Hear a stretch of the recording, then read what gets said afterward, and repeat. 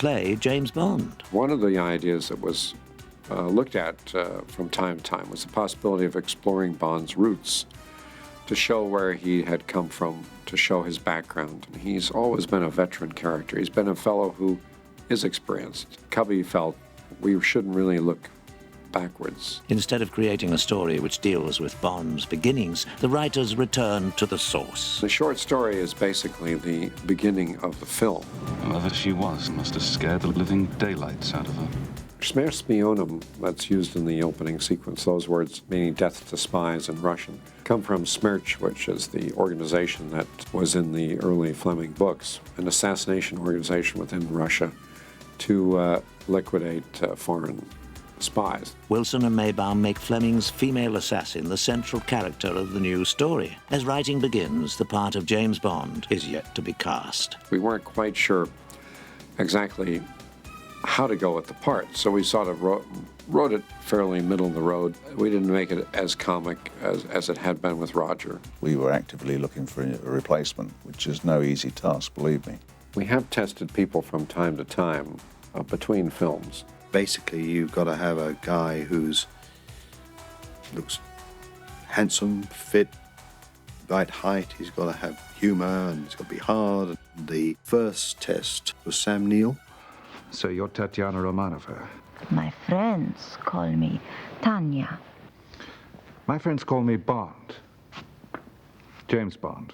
All of us were impressed with Sam Neill and very much wanted to use him. He'd been very successful as Riley Ace of Spies. The key members of the Bond creative team are sold on the New Zealand-born actor, except the one whose vote counts most. Like a lot of things in life, it was a close race.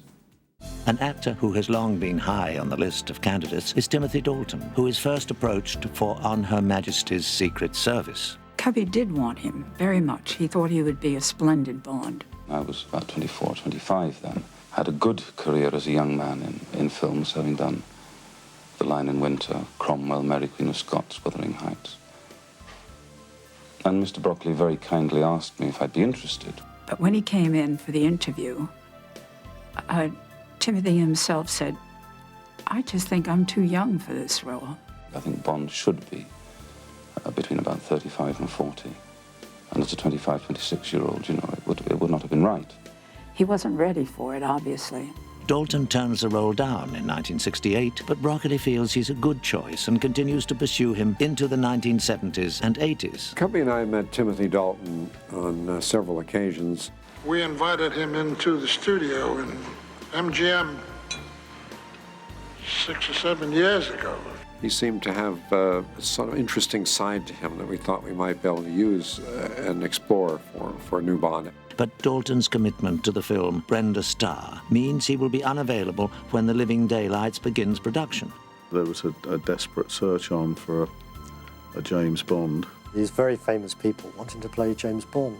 What the actors had to do was do a fight scene and also do a love scene. I obviously didn't do the love scene, I did the fight scene. I'd come in and coordinate fights with the last three shortlisted actors. The young actress agrees to test with one of the candidates. The first time we used Miriam Doppo was in the test with the actors. I did it because Barbara Broccoli approached me and I said, yeah, I'll do it for a day. Well, now that we've been properly introduced. When she turned out as well as she did, we decided that maybe she could play the leading role.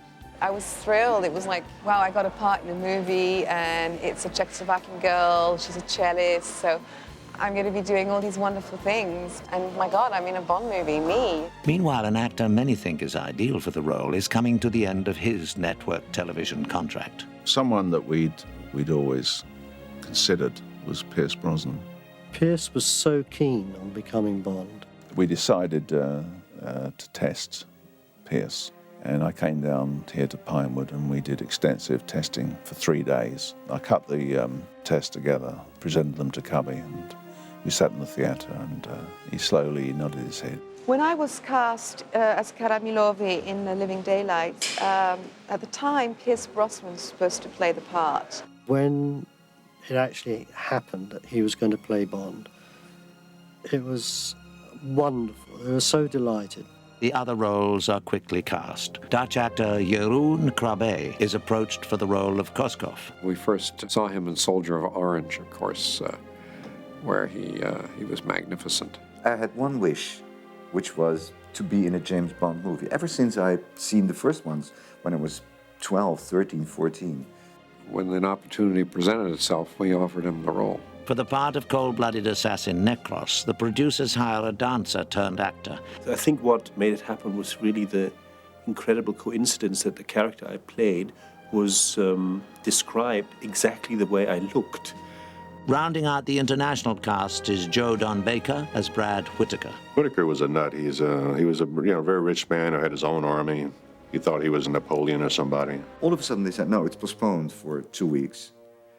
Because Pierce was doing Remington Steele, and they couldn't get him out of the series. I think it was a 60-day thing for them to come up with any more episodes. And I believe on the 56th day they came up with 5 more episodes. And the network that he was working for wouldn't release him. And the edict from Cubby was that Remington Steele will not be James Bond. So that was the end of the deal. And we got into tests again, and then Timothy came in. Cubby always remembered that Timothy Dalton was someone who, in his mind, could play Bond. And then they approached him again, and then he said yes. The schedule on this Bond film was delayed, and it was delayed to the point where I became available, and I was asked again, and I was very, very pleased. Dalton is suddenly a very busy man. He is scheduled to begin the Livingday Lights within days of finishing Brenda Starr. The script is now tailored to Dalton's strengths. First and foremost, I wanted to make him human. He's not a Superman. You can't identify with a Superman. We were very anxious to get back to the more hard-edged Fleming-type Bond, both in the story and the way Bond played the part. He told us he was going to go back and reread the Fleming novels to get sort of grounded in the character, and we said that was a good idea. You can always identify with the James Bond of the books. I mean, he's very much a man, and a tarnished man, really. He's not perfect.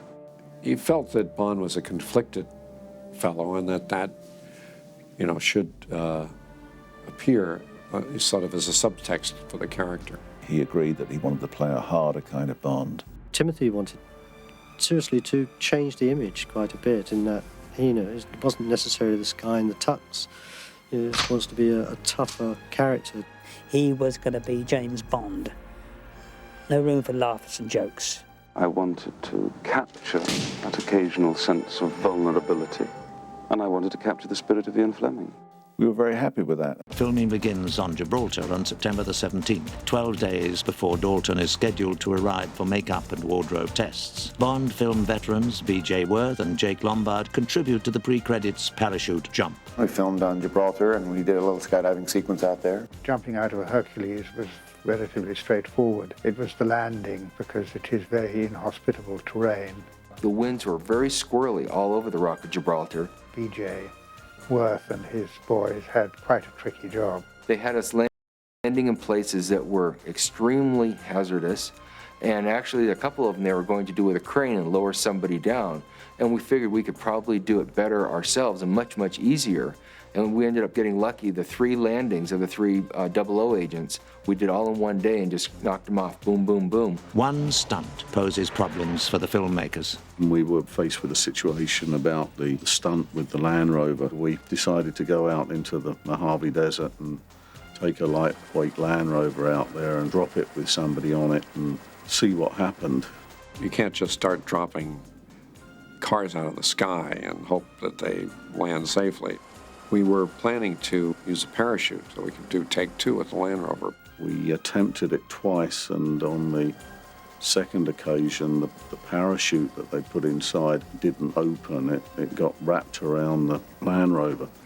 So all we got was a Land Rover that looked like it had been dropped. Well, it was dropped from 2,000 feet. Instead of being about 6 foot high, I think it was reduced to about 4 inches. It had just flattened completely when it hit the ground. It was an absolute disaster. It crashed down into the Mojave